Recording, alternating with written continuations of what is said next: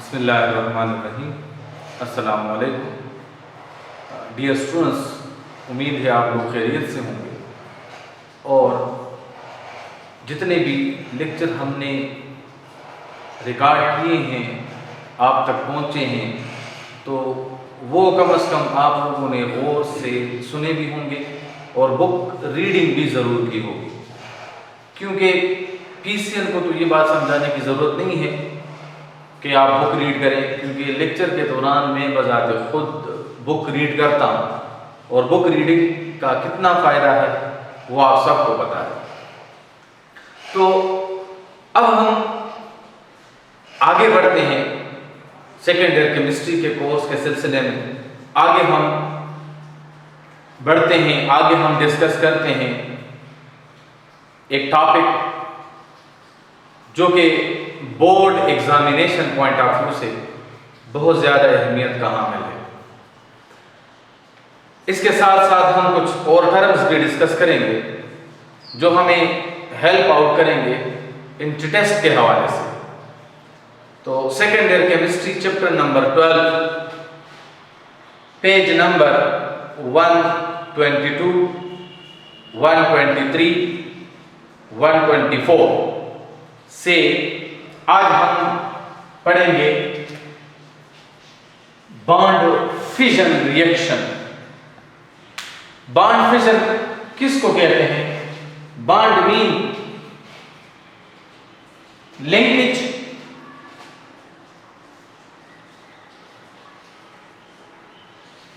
or it is also mean intramolecular force of attraction। चूंकि हम organic compound की बात कर रहे हैं तो organic compound covalent in nature होते हैं। तो यहां जो हम बॉन्ड फिजन डिस्कस करेंगे वो है कोवेलेंट बॉन्ड। और कोवेलेंट बॉन्ड आप सबको पता है कि वो बॉन्ड जो किसी भी दो एटम के इलेक्ट्रॉन के शेयरिंग से बन जाए। तो यहां हमारे पास दो तरह की शेयरिंग हो सकती है कोवेलेंट बॉन्ड में। एक को हम कहते हैं नॉन पोलर कोवेलेंट बॉन्ड और एक को हम कहते हैं पोलर कोवेलेंट बॉन्ड। अगर नॉन पोलर मॉलिक्यूल या वो मॉलिक्यूल जिसमें इलेक्ट्रोनेगेटिविटी डिफरेंस 0 हो तो उनका बॉन्ड जब टूटेगा तो वो किस तरह टूटेगा, और या वो मॉलिक्यूल जिसमें दो एटम की इलेक्ट्रोनेगेटिविटी डिफरेंस 0 ना हो या हेट्रो एटम हो, मतलब डिफरेंट एटम हो जिनमें पोलर कोवेलेंट बॉन्ड हो, तो वो किस तरह से टूटेगा। Fission means breakdown.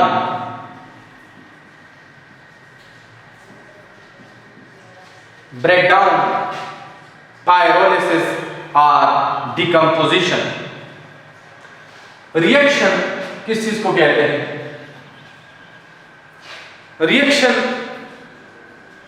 की जो ऑथेंटिक डेफिनेशन है वो ये है, when two or more than two similar or different substances combine together and they lose their chemical identity by forming a new substance is known as chemical reaction।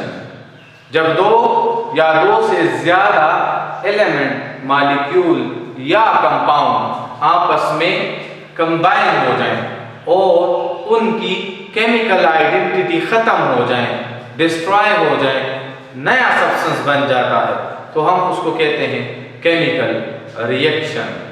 Like well known reaction nitrogen plus hydrogen जब combine होते हैं तो ये क्या बनाते हैं? Ammonia gas. तो nitrogen hydrogen combine हो गए हैं, जब इससे ये नया सब्सटेंस बनेगा तो यहाँ वो सब्सटेंस नाइट्रोजन नहीं कहलाएगा बल्कि वो क्या कहलाएगा? एमोनिया कहलाएगा। तो इस तरह प्रोडक्ट में नाइट्रोजन और हाइड्रोजन की आइडेंटिटी खत्म हो गई है, नया सब्सटेंस बन गया। एमोनिया जब डिकम्पोज होगा तो वो नाइट्रोजन और हाइड्रोजन बनाएगा। या हम यूं भी कह सकते हैं सिंपल वर्ड्स में, when the old bond are broken down new bonds are form are known as chemical reaction. यहाँ नाइट्रोजन नाइट्रोजन के दरमियान ट्रिपल कोवेलेंट बॉन्ड है, हाइड्रोजन हाइड्रोजन के दरमियान सिंगल कोवेलेंट बॉन्ड है, लेकिन जब ये एमोनिया बनाएंगे तो यहाँ नाइट्रोजन हाइड्रोजन के दरमियान सिंगल कोवेलेंट बॉन्ड होगा। तो ओल्ड बॉन्ड ब्रेक हो गए हैं, न्यू बॉन्ड फॉर्म हो गए हैं। तो इस फिनोमेना को भी केमिकल रिएक्शन कहा जाता है। नाउ आते हैं हम फिजन की तरफ। We have two types of bond fission, homolysis and heterolysis, या homolytic bond fission and heterolytic bond fission.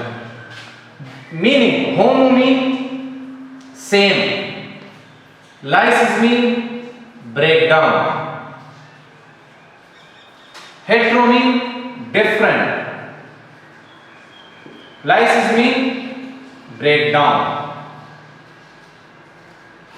अब यहां सेम ब्रेकडाउन और डिफरेंट ब्रेकडाउन की बात नहीं है। इसका मतलब क्या है? इसका मतलब ये है कि जब दो सिमिलर एटम के दरमियान बॉन्ड टूट जाए, when bond is broken down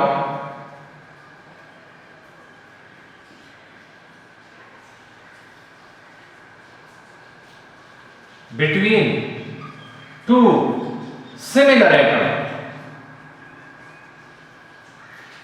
इनको कहते हैं होमोलाइसिस। जब दो सिमिलर एटम के दरमियान बॉन्ड टूट जाए, that is known as homolysis। and when bond is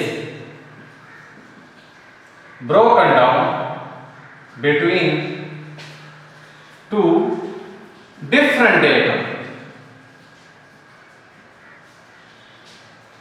जब दो डिफरेंट एटम के दरमियान बॉन्ड टूट जाए उसको हम कहते हैं हेटेरोलाइसिस। अब होमोलाइसिस और हेटेरोलाइसिस की मीनिंग हमें समझ में आ गई है कि जब दो आइडेंटिकल एटम के दरमियान बॉन्ड टूट जाए वो होमोलाइसिस कहलाएगा, और जब दो सिमिलर एटम के दरमियान बॉन्ड टूट जाए तो वो फिर क्या कहलाएगा? वो सिमिलर के दरमियान बॉन्ड टूट जाए होमोलाइसिस, डिफरेंट के दरमियान बॉन्ड टूट जाए तो हम उसको कहते हैं हेटेरोलाइसिस या heterolytic bond fission. Example like if the bond is broken down between two hydrogen atoms, जब दो हाइड्रोजन एटम्स के दरमियान बॉन्ड टूट जाए तो बेटा यहां देखिए दो सिमिलर एटम मौजूद हैं। हाइड्रोजन की इलेक्ट्रोनेगेटिविटी अगर 2.1 है तो इस दूसरे की भी इलेक्ट्रोनेगेटिविटी 2.1 है।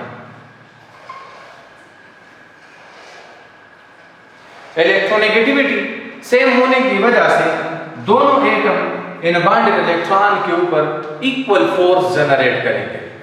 इस बॉन्ड को तोड़ने के लिए जो एनर्जी रिक्वायर्ड है 1 मोल ऑफ हाइड्रोजन मॉलिक्यूल को डिकम्पोज करने के लिए जो एनर्जी रिक्वायर्ड है दैट इज 436 किलोजूल पर मोल। 436 किलोजूल पर मोल एनर्जी इसके लिए रिक्वायर्ड है। ना जब ये कन्वर्ट होगा तो ये क्या बनाएगा? Hydrogen plus hydrogen. लेकिन हम इसके ऊपर ये वाले इलेक्ट्रॉन क्यों शो करेंगे? क्योंकि दोनों एटम ने इलेक्ट्रॉन ले लिए हैं। तो इसका मतलब ये हुआ जब ये वाला बॉन्ड टूटेगा एक इलेक्ट्रॉन इस एटम की तरफ शिफ्ट होगा और दूसरा इलेक्ट्रॉन इस एटम की तरफ शिफ्ट होगा, जिसके बेस पर हमारे पास एक H डॉट बनेगा, दूसरा भी H dot. These are the electrons which are shared by these two atoms. Now, when the bond is splitting down, जब ये ब्रेक डाउन इसकी होगी तो दोनों एटम सिमिलर इलेक्ट्रोनेगेटिव कैरेक्टर की वजह से अपने अपने इलेक्ट्रॉन वापस ले लेंगे, जिसको हम इस डॉट से शो करते हैं। और इस तरह इसके रिजल्ट में जो पार्टिकल बनेगा that is known as free radical। इसको हम क्या कहेंगे? इसको हम कहेंगे फ्री रेडिकल। इसी तरह यहां हम देखते हैं तो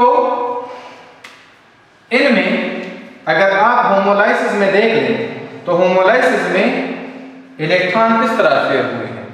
इलेक्ट्रॉन गए हैं हर एक एटम की तरफ। Each atom get their electron, या each atom will get their bonded electron, या electron is transferred towards each atom। यहां से हर एक एटम अपने अपने इलेक्ट्रॉन वापस ले लेते हैं, या single electron is shifted towards out of the two bonded electron। One electron, हम उसको यूं लिख सकते हैं, one electron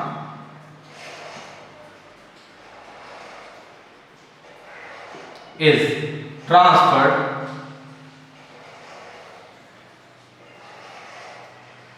to each bonded atom out of pair of electron। Bonded atom की तरफ वो इलेक्ट्रॉन क्या हो जाते हैं? वो ट्रांसफर हो जाते हैं। अब हम इसको किस तरह रिप्रेजेंट करते हैं? इस इलेक्ट्रॉन के ट्रांसफर को हम किस तरह रिप्रेजेंट करते हैं? इस एरो से। ये एरो क्या कहलाता है? This one is known as fish hook arrow. Fish hook arrow. अगर आप देख लें, फिश जब जंप लगाता है तो यूं जाता है, तो इस तरह ये भी फिश की तरह है, इस वजह से इसको फिश हुक एरो कहते हैं। एमसीक्यूज में आता है दैट एरो, ये वाला एरो जो है ये किस लिए यूज होता है? ईटा के हवाले से जो एमसीक्यूज आता है, तो इस एरो की सिग्निफिकेंस क्या है? One, it show formation of free radical. ये ईटाट्रेक्स हैं। सेकेंड वन सिग्निफिकेंस इसका क्या है?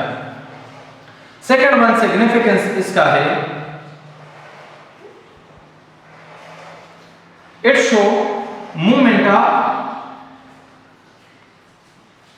Single electron.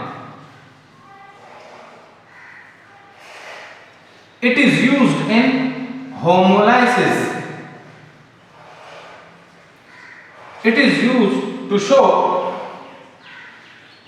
formation of free radical।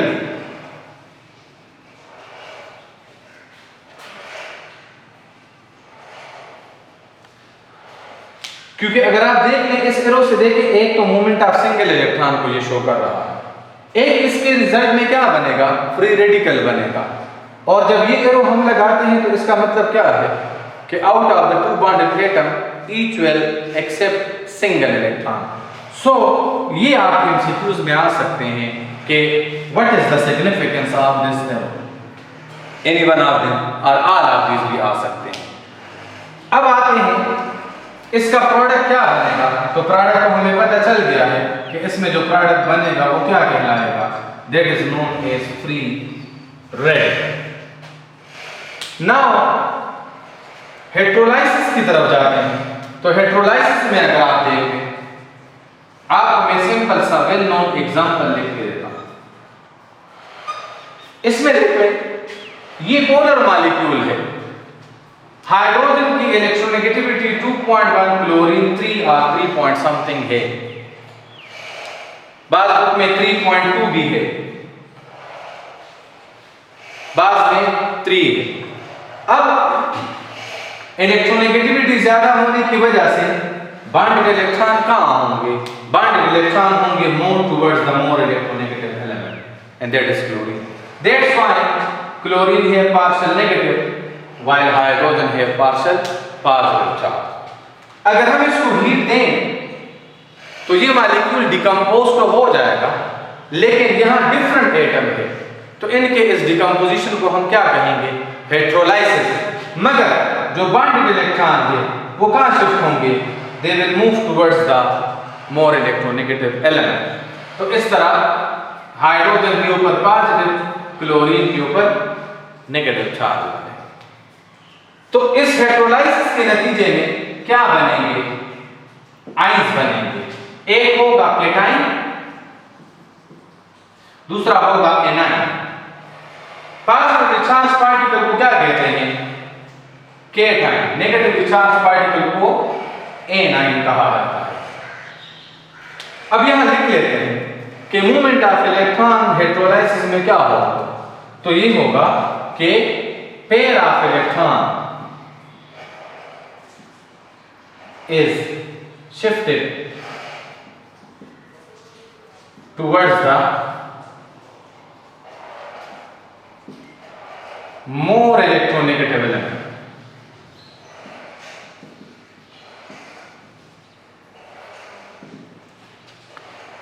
इनमें सिंगल एटम की तरफ आप यूं भी कह सकते हैं कि one element get a pair of electron. एक एटम से दूसरे एटम में वो इलेक्ट्रॉन ट्रांसफर हो जाएंगे। इसको हम किस तरह रिप्रेजेंट करते हैं? इसको हम ये कंप्लीट एरो से रिप्रेजेंट करते हैं। इस एरो का इस रिएक्शन में क्या सिग्निफिकेंस है? बिल्कुल उसका फिश हुक एरो का अपोजिट। अगर वो सिंगल इलेक्ट्रॉन के मूवमेंट को शो करता है तो ये 2 इलेक्ट्रॉन, अगर वो फ्री रेडिकल फॉर्मेशन को शो करता है तो ये आइंस के फॉर्मेशन को शो करता है। अगर उसमें होमोलाइसिस हो रहा है तो इसके लिहाज से क्या होगा? हेटेरोलाइसिस होगा। अब इसका प्रोडक्ट क्या बनेगा? So it will give ions. वो फ्री रेडिकल बनाएगा तो ये क्या बनाएगा? ये आइंस बनाएगा, जिनमें केटाइन होगा एक और दूसरा एनाइन होगा। Cation positive charge, A9 negative charge. Cation electron deficient, A9 electron rich species. अब बेटा देख ले, हमें हेटेरोलाइसिस और होमोलाइसिस क्लियर हो गया। हेटेरोलाइसिस होमोलाइसिस मीन जब दो सिमिलर एटम के दरमियान बॉन्ड टूट जाए। हेटेरोलाइसिस मीन जब दो डिफरेंट के दरमियान बॉन्ड टूट जाए। मूवमेंट इसमें इलेक्ट्रॉन की मूवमेंट दोनों एटम्स की तरफ होगी। एक एटम एक इलेक्ट्रॉन लेगा होमोलाइसिस में, दूसरा एटम भी एक इलेक्ट्रॉन। हेटेरोलाइसिस में एक atom pair of electron accept करेगा। होमोलाइसिस को हम रिप्रेजेंट करते हैं फिश हुक एरो से और हेटेरोलाइसिस को हम रिप्रेजेंट करते हैं इस कंप्लीट एरो से, सिंगल हेडेड एरो। इसका प्रोडक्ट बनेगा फ्री रेडिकल होमोलाइसिस का। हेटेरोलाइसिस का प्रोडक्ट बनेगा आइंस। एग्जाम्पल हमारे साथ मौजूद हैं जो बुक में से हैं, पेज नंबर 123 के ऊपर। ये भी बॉन्डेड इलेक्ट्रॉन है, लेकिन दोनों एक एक एटम की तरफ शिफ्ट हो गए हैं। यहां बॉन्डेड इलेक्ट्रॉन एक ही न्यूक्लियस की तरफ शिफ्ट हो गए हैं, जो कि मोर इलेक्ट्रोनेगेटिव है। ये बोर्ड के पेपर में इसके ऊपर शॉर्ट क्वेश्चन आता है।